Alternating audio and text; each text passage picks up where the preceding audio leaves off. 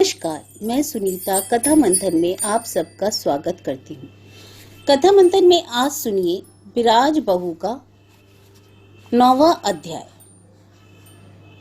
तड़के आकाश में गहरे बादल छाए थे। टिप टिप करके पानी गिर रहा था। नीलांबर खुले दरवाजे की चौखट पर सिर रखकर किसी समय सो गया था। सहसा उसके सोए हुए कानों में आवाज आई, बहू जी। नीलांबर हड़बड़ा कर उठ बैठा। शायद शाम का नाम सुनकर ऐसे ही किसी वर्षा के बादलों से घिरे प्रभात में श्री राधा जी इसी तरह व्याकुल होकर उठ बैठी थी। वह आंखें मलता हुआ बाहर आया। देखा आंगन में खड़ा तुलसी पुकार रहा है। कल सारी रात वन वन में हर एक वृक्ष के नीचे खोज खोज कर रोकर घंटे डेढ़ घंटे पहले थका हुआ डरा हुआ नीलांबर लौट आया था और दरवाजे पर ही बैठा था। ना जाने उसके बाद कब उसे नींद आ गई थी।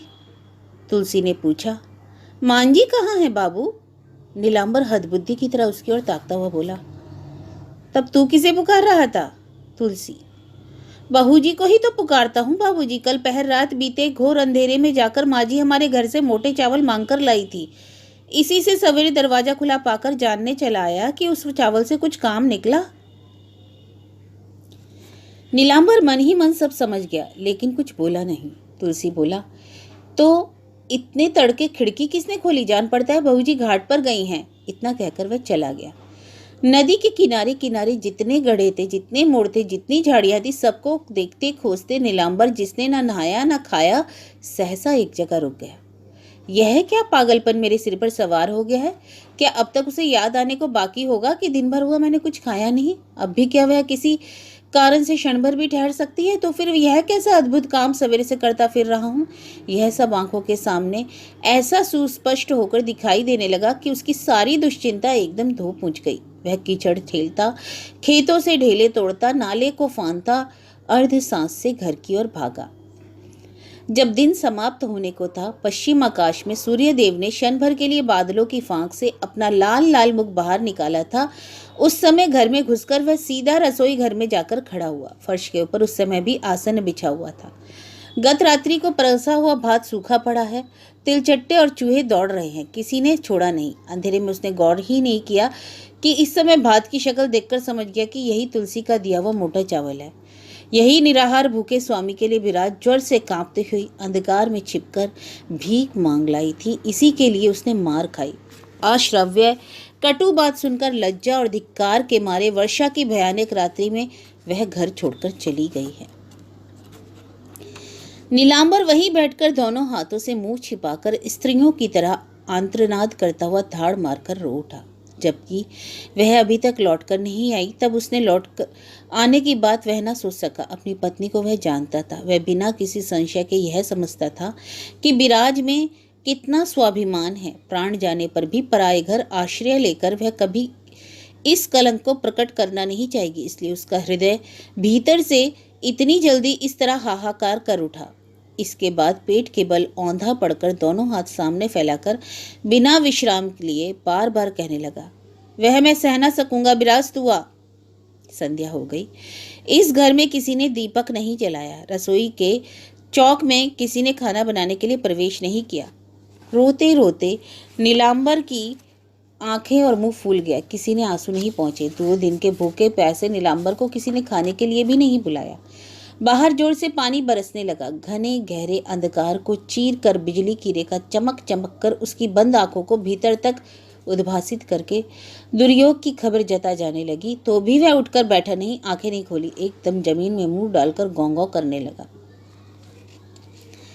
जब उसकी नींद टूटी तब सवेरा हो चुका था। बाहर की ओर एक अस्पष्ट कोलाहल सुनकर दौड़ आकर उसने देखा दरवाजे पर एक बैलगाड़ी खड़ी है। व्यस्त होकर उसके सामने खड़े होते ही छोटी बहू घूंघट निकालकर उतर पड़ी।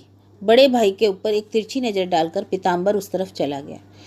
छोटी बहू ने पास आकर धरती पर सिर रखकर जैसे प्रणाम किया, वैसे ही नीलांबर आस्फुट स्वर में कुछ आशीर्वाद उच्चारण करने के साथ ही जोर से रो उठा। विस्मित छोटी बहू जब तक अपना झुका हुआ सिर उठावे तब तक नीलांबर तेजी के साथ ना जाने कहाँ अदृश्य हो गया।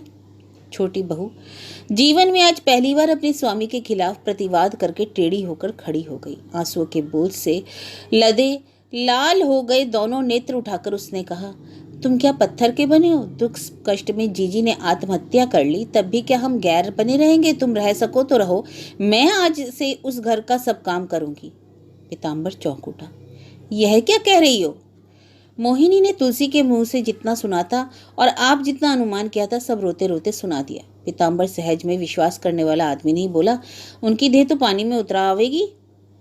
छोटी बहू आंखें पहुंचकर बोली, नहीं भी उतरा सकती, धारा में बह गई हो सकता है। अरे सती लक्ष्मी की देह माता ने गंगा ने अपनी गोद में उठा रखा है, इसके सिवा खोजी किसने की है? कौन पता लगाता फिरा है? पीताम्बर ने पहले विश्वास नहीं कहा, अंत में किया और कहा, अच्छा मैं खोज कर आता हूँ। जरा सोच कर कहा, भाभी मामा के घर तो नहीं चली गई?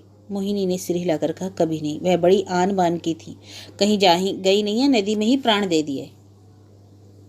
अच्छा वह भी देखता हूँ, कहकर पीताम्बर सूखा मूल लिए बाहर चला गया। आज एकाएक भाभी के लिए उसका जी खराब हो गया। लोगों को लगाकर अपने एक आसामी को विराज के मामा के घर पता लगाने के लिए भेजकर जीवन में आज उसने पहली बार पुण्य कार्य किया। स्त्री को पुकार कर कहा, यदु से कहकर आंगन का बेड़ा तुड़वा दो और तुमसे जो हो सके करो, दादा के मुंह की ओर तो देखा नहीं जाता। इतना कहकर थोड़ा सा गुड़ मुंह में डालकर और पानी पीकर बस्ता बगल में दबाकर वह अपने काम पर चला गया। 4-5 दिन नागा होने से उसका बहुत नुकसान हो गया था। काम करते करते छोटी बहू बराबर आंसू पहुंचकर यही सोच रही थी कि ये जिस मुंह की ओर देख नहीं सकते, वह मुंह न जाने कैसा हो गया है। नीलांबर चंडी मंडप के बीच आंखें मूंदे निश्चल स्तब्ध बैठा था। सामने की दीवार में राधा कृष्ण की जुगल जोड़ी का चित्रपट टंगा था। यह पट जागृत देवता है। जब रेलगाड़ी नहीं चली थी तब नीलांबर के बाबा पैदल यात्रा करके इसे वृंदावन से लाए थे। परम वैष्णव थे। उनसे यह पट मनुष्य की वाणी में बातें करता था। यह इतिहास नीलांबर ने अपनी माता के मुंह से बहुत दफे सुना था। ठाकुर देवता की बात उसके निकट कोई धुंधला अस्पष्ट मामला ना था। इस तरह सच्चे विश्वास के साथ पुकार सकने से ये सामने आकर बोलते हैं, बात करते हैं, यह सब उसके निकट प्रत्यक्ष सत्य है। इसी से अब से पहले छिपाकर इस पट को बुलवाने का प्रयास वह न जाने कितना और कितनी बार कर चुका है, इस लेकिन सफल नहीं हुआ। अतः इस निसफलता का कारण उसने अपनी अक्षमता को ही माना। उसके मन में यह संशय कभी किसी दिन नहीं उठा कि चित्रपट सचमुच ही नहीं बोलता है। लिखना पढ़ना उसने सीखा ही नहीं, अक्षर भर पहचाने थे। उसके बाद विराज से उसने रामायण महाभारत पढ़ना और थोड़ा बहुत चिट्ठी पत्री लिख लेना सीखा था। शास्त्र या धर्म ग्रंथों के पास भी वह नहीं फटका था। इसी से ईश्वर संबंधी धारणा उसका बहुत ही स्थूल रूप में थी। अतः इस संबंध में कोई युक्ति तर्क भी सहन न कर सकता था। छोटी अवस्था में इन्हीं बातों को लेकर कभी पीताम्बर के साथ और कभी विराज के साथ उसकी मारपीट तक हो जाती थी। विराज नीलांबर से केवल 4 साल छोटी थी, इसलिए उसे उतना मानती ना थी। एक बार विराज ने मार खाकर नीलांबर के पेट में काटकर खून निकाल दिया। सास ने दोनों को छुड़ा दिया और विराज की भर्त्सना करके कहा, छी बेटी, गुरुजन को इस तरह काटना ना चाहिए। विराज ने रोते रोते तब कहा था, उसने मुझे पहले मारा था। तब उन्होंने पुत्र को बुलाकर कसम धरा दी कि वह अब फिर कभी विराज की देह पर हाथ ना उठाए। उस समय उसकी अवस्था 14 वर्ष की थी और आज लगभग 30 वर्ष का हो चला है। लेकिन तब से मातृभक्त नीलांबर ने उस दिन तक माता की आज्ञा का उल्लंघन नहीं किया। आज स्तब्ध होकर बैठे हुए नीलांबर ने पुराने दिनों की यह सब भूली हुई कहानी याद करके पहले अपनी माता से क्षमा की भिक्षा मांगी। उसके बाद अपने उन्हीं जागृत देवता को 2-4 सीधी बातों में बुदबुदाकर समझाकर कहने लगा, अंतर्यामी भगवान, तुम तो सब देख रहे हो। उसने जब लेश मात्र अपराध नहीं किया तब सारा पाप मेरे ही सिर लाद कर उसे स्वर्ग में जाने दो। यहाँ वह अनेक दुख पाकर गई है, अब उसे और दुख ना देना। उसकी दोनों आंखें बंद आंखों के कोने से आंसू गिर रहे थे। एकाएक उसका ध्यान भंग हो गया। बापू, नीलांबर ने विस्मित होकर देखा। छोटी बहू थोड़ी दूर बैठी है, उसके मुख पर साधारण सा घूंघट है। उसने सहज कंठ से कहा, मैं आपकी बेटी हूँ बापू, भीतर चलिए, नहा धोकर आज आपको थोड़ा भोजन करना होगा। पहले नीलांबर अवाक होकर देखता रहा, जैसे कितने ही युग बीत गए, किसी ने उसे खाने के लिए नहीं पुकारा। छोटी बहू ने फिर कहा, बापू रसोई हो गई। अब की नीलांबर समझा। एक बार उसका सारा शरीर कांप उठा। उसके बाद वह वहीं औंधा पड़कर रो उठा। रसोई हो गई बेटी? गांव में सभी ने सुना, सभी ने विश्वास किया कि विराज बहू नदी में डूबकर मर गई। केवल धूर्त पीताम्बर ने विश्वास नहीं किया। वह मन ही मन तर्क करने लगा कि इस नदी में इतने मोड़ हैं, इतने झोप झाड़ हैं, लाश कहीं ना कहीं अवश्य अटक जाएगी। नदी में नाव लेकर किनारे किनारे घूम फिरकर और किनारे की भूमि के सारे वन जंगल को अपने आदमी से रत्ती रत्ती छनवाकर भी जब लाश का कोई चिन्ह भी न पाया गया, तब उसे निश्चय के साथ विश्वास हो गया कि भाभी ने और चाहे जो किया हो वह नदी में डूबकर नहीं मरी। कुछ समय पहले उसके मन में एक संदेह उठा था, अब फिर वही संदेह मन के भीतर चक्कर काटने लगा, मगर किसी के आगे उसे प्रकट करने का उपाय नहीं था। एक बार मोहिनी के आगे कहना शुरू किया तो वह जीभ काटकर कानों में उंगली देकर पीछे हटकर बोली, तब तो देवी देवता भी मिथ्या है, दिन भी झूठा है और रात भी।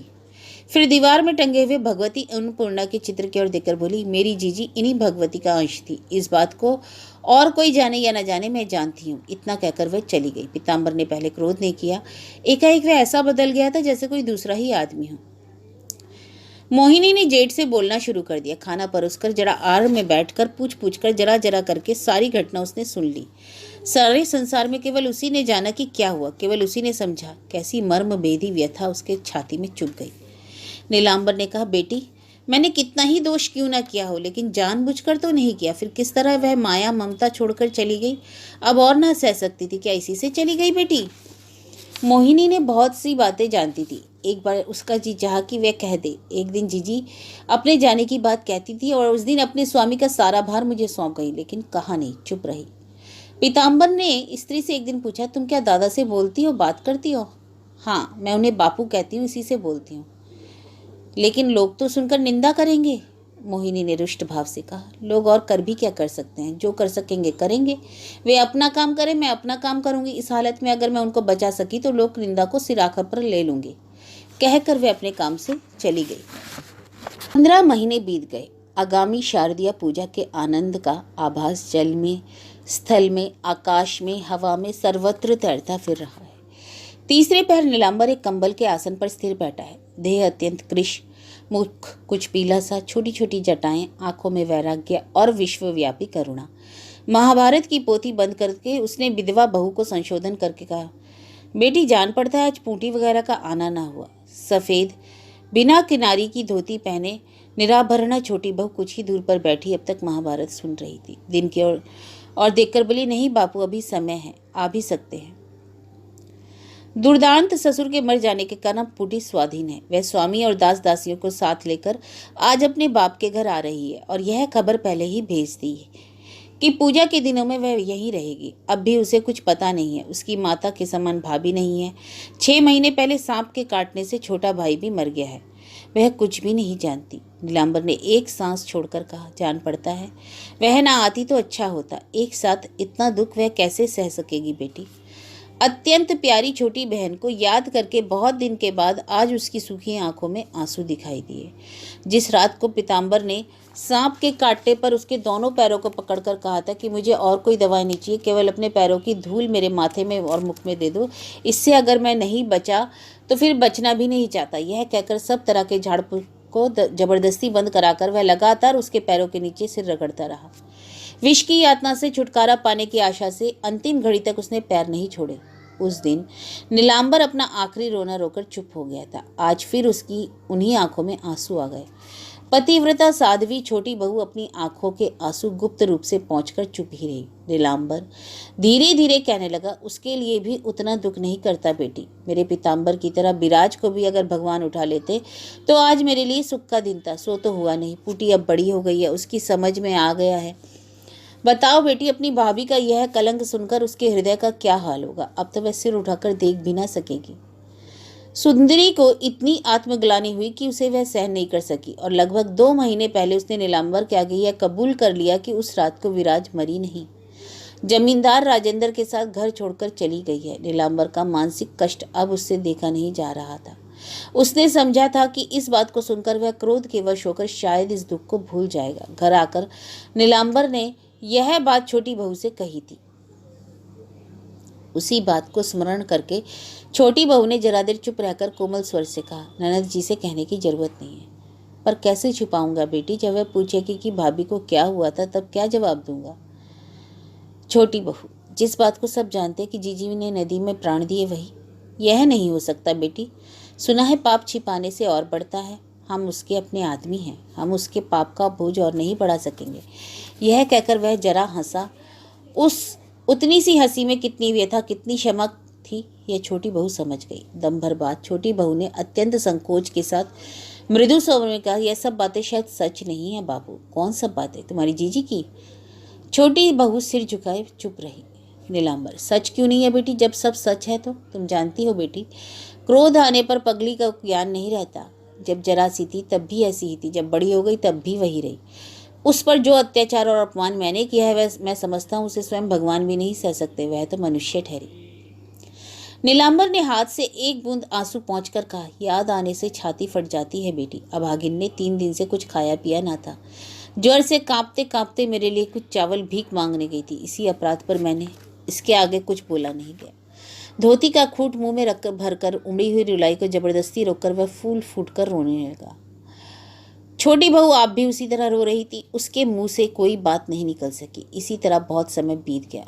बहुत देर बाद कुछ प्रकृतिस्थ होकर आंखें मुंह पहुंचकर नीलांबर ने कहा, बहुत सी बातें तुम जानती हो, तब भी सुनो बेटी। मालूम नहीं किस तरह उसी रात को वह अज्ञान उन्मत्त होकर सुंदरी के घर जा पहुंची थी। उसके बाद ओह, रुपयों के लोभ से सुंदरी उस पगली को उसी रात राजेंद्र बाबू के बजरे पर चढ़ा आई। उसी बात पूरी होते न होते मोहिनी अपने को भूलकर, लाज शर्म भूलकर उच्च कंठ से कह उठी, यह कभी सच नहीं है बापू, कभी नहीं, कभी सच नहीं। जीजी के देह में प्राण रहते ऐसा काम उनसे नहीं करा सकेगा कोई। वे तो सुंदरी का मुंह तक ना देखती थी। नीलांबर ने शांत भाव से कहा, यह भी मैंने सुना है, शायद तुम्हारी बात ही सच है बेटी। उसके शरीर में प्राण ना थे। अच्छी तरह ज्ञान बुद्धि होने के पहले ही वह उसने मुझे अर्पण कर दिए थे, सो तो ले नहीं गई। आज भी वे मेरे पास हैं। इतना कहकर आंखें बंद कर जैसे वह अपने हृदय की भीतरी तह तक डूबकर देखने लगा। छोटी बहू मुग्ध होकर उस शांत पीले आंखें मूंधे मुख की ओर ताकती रही। उस मुख में क्रोध या हिंसा, द्वेष की तनिक भी छाया नहीं थी तो केवल असीम व्यथा, अनंत क्षमा की महिमा। वह गले में आंचल डालकर प्रणाम करके नीलांबर की चरण रज माथे से लगाकर उठ गई। संध्या दीप जलाते जलाते मन ही मन बोली, जीजी ने पहचान लिया था, इसी से वे एक दिन इन्हें छोड़कर नहीं रहना चाहती थी। लंबे 4 वर्षों के बाद पूटी मायके आई है और बड़े आदमी की तरह ही आई है। उसके स्वामी 6 महीने के शिशु पुत्र, 5-6 दास दासी और अनगिनत चीज़ों से सारा घर भर गया। स्टेशन पर उतरते ही यदु नौकर से खबर सुनकर ही वह वहीं से रोने लगी। ऊंचे स्वर में रोते रोते सारे मोहल्ले को चौंकाकर रात एक पहर बीतने के बाद घर में प्रवेश करके दादा की गोद में सिर डालकर वह औंधी गिर पड़ी। उस रात को उसने पानी तक नहीं पिया, दादा को भी नहीं छोड़ा और मुंह ढाके रखकर ही थोड़ा थोड़ा सब करके सब हाल सुना।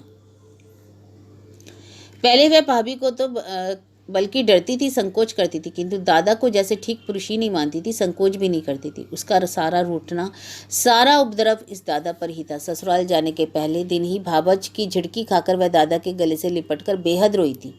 उसके इसी दादा को उन्होंने इतने दिन इतना दुख दिया, ऐसा जीर्ण शीर्ण, ऐसा पागल सा कर दिया है। उसके ऊपर उनके क्रोध और द्वेष की सीमा नहीं रही। अपने दादा के इतने बड़े दुख के आगे पुटी ने अपने सारे दुख को तुच्छ मान लिया। उसे अपनी ससुराल वालों के ऊपर घृणा उत्पन्न हो गई।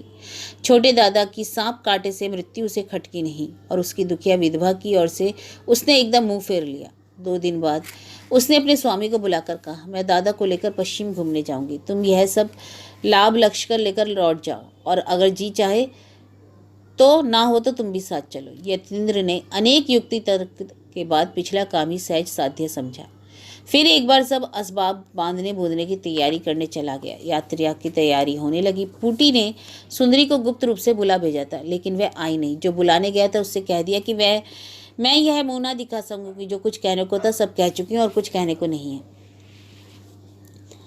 पूटी क्रोध से होठ चबाकर चुप ही रही। पूटी की घोर उपेक्षा और उससे भी अधिक निष्ठुर व्यवहार ने छोटी बहू के हृदय को कैसी चोट पहुंचाई, इसे अंतर्यामी के सिवा और किसी ने नहीं जाना। छोटी बहू ने हाथ जोड़कर मनी मन जेठानी को स्मरण किया, जीजी तुम्हारे सिवा और कौन मुझे समझेगा, तुम कहीं भी हो, तुमने अगर मुझे क्षमा कर दिया तो वही मेरे लिए सब कुछ है। छोटी बहू सदा से निस्तब्ध प्रकृति की रही है। आज भी वह चुपचाप सबकी सेवा करने लगी, किसी से कुछ कहा नहीं। जेठ को खिलाने का भार पूटी ने ले लिया, इसलिए इधर कई दिन वहाँ भी उसके बैठने की जरूरत नहीं हुई। जाने के दिन नीलांबर ने अत्यंत विस्मित होकर कहा, तुम नहीं चलोगी बहू? छोटी बहू ने चुपचाप गर्दन हिला दी। पूटी लड़के को गोद में लिए दादा के पास आकर सुनने लगी। नीलांबर ने कहा, यह नहीं हो सकता बेटी, तुम अकेली यहाँ कैसे रहोगी और यहाँ रहकर ही क्या होगा बेटी, चलो। छोटी बहू ने वैसे ही सदैव सिर झुकाए गर्दन हिलाकर कहा, नहीं बापू, मैं नहीं जा सकूंगी। छोटी बहू के मायके की माली हालत बहुत अच्छी है। विधवा लड़की को ले जाने के लिए उन लोगों ने अनेक प्रकार की चेष्टा की, किंतु वह किसी तरह नहीं की। तब नीलांबर समझता था कि छोटी बहू केवल मेरे ही कारण नहीं जाती, किंतु अब सूने घर में वह क्यों अकेली पड़ी रहना चाहती है वह किसी कारण से नहीं समझ सका। पूछा, क्यों बेटी, क्यों नहीं जा सकोगी? छोटी बहू चुप रही। ना बताओगी तो मेरा जाना ना होगा। नहीं, आप जाइए, मैं रहूंगी। क्यों? छोटी बहू फिर कुछ देर चुपचाप रहकर जैसे मन ही मन एक संकोच की जड़ता को प्राणपण से दूर करने की चेष्टा करने लगी। उसने धीरे से बोला, जीजी शायद कभी आए, इसी से मैं कहीं ना जा सकूंगी। नीलांबर चौंक उठा। तेज बिजली की चमक से आंखें चौंधिया जाने पर जैसा होता है वैसा ही अंधकार उसने चारों ओर देखा, किंतु केवल क्षण भर के लिए। तत्काल ही अपने को संभाल कर अत्यंत क्षीण जरा सी हंसी हंसकर बोला, अच्छी बेटी, तुम भी अगर ऐसी पागलपन की बातें कहो, ऐसी अबूझ, तो फिर मेरा क्या उपाय होगा? छोटी बहू ने पल भर आंखें मूंदकर अपने हृदय के भीतर देखा। उसके बाद संशय लेशहीन स्थिर धीमे स्वर में कहा, मैं अबूझ नहीं हूँ बापू, आप जो चीज चाहे कहिए, किंतु जब तक चंद्रमा और सूर्य को उदय होते देखूंगी तब तक किसी को कोई बात पर विश्वास नहीं करूंगी। भाई और बहन पास पास खड़े होकर अवाक होकर उसकी ओर ताकने लगे। उसने वैसे ही दृढ़ स्वर में कहा, स्वामी के चरणों में सिर रखकर मरने का वरदान जीजी ने आपसे मांग लिया था, वह वर कभी किसी तरह निष्फल नहीं हो सकता। सती लक्ष्मी जीजी निश्चय ही लौट आवेंगी, जब तक जीऊंगी इसी आशा से उनकी राह देखती रहूंगी। मुझसे कहीं जाने के लिए ना कहिएगा बापू। इतना कहकर एक सांस में बहुत बोल जाने के कारण सिर झुकाकर हाँफने लगी। अब नीलांबर से और सहा नहीं गया। रुलाई उसके गले तक आकर बाहर निकलने के लिए जोर मारने लगी। कहीं आड़ में जाकर उसे निकालने के लिए दौड़कर भाग गए। पूटी ने एक बार चारों तरफ नजर डालकर देखा, उसके बाद पास जाकर अपने लड़के को पैरों के पास बिठाकर आज पहले पहले इस विधवा भावच के गले से लिपटकर रोते हुए कहा, भाभी, कभी तुमको पहचान नहीं पाई भाभी, क्षमा करो मुझे। छोटी बहू ने झुककर उसके बच्चे को उठाकर छाती से लगा लिया और उसके मुंह से मुंह लगाकर अपने आंसू छिपाती हुई वह रसोई घर में चली गई।